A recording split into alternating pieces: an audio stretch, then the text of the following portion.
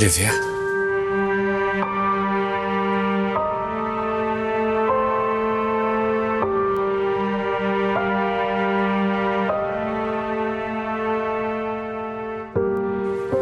Kamusta ka na?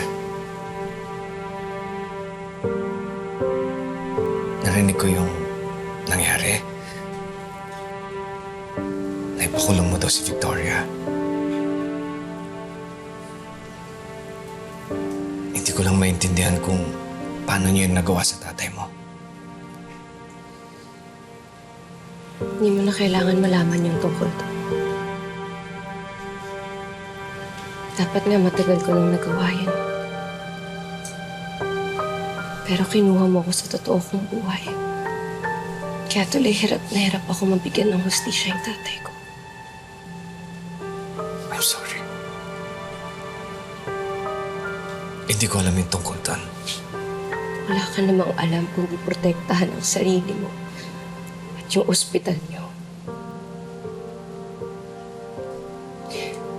Ginamit mo pa si Dr. Serrano para umapila sa akin. Hindi totoo yan.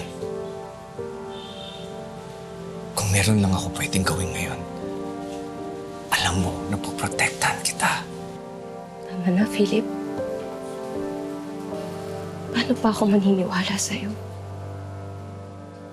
Ikaw, na napakalaki yung pagkakasala sa akin.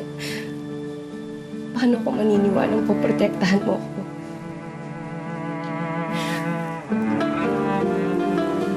Punta lang ako dito para sabihin tigilan mo na ako.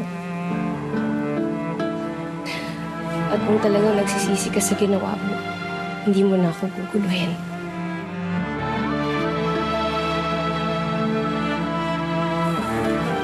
Olivia, patawarin mo ako. Olivia! Sir, nandiyan ka lang.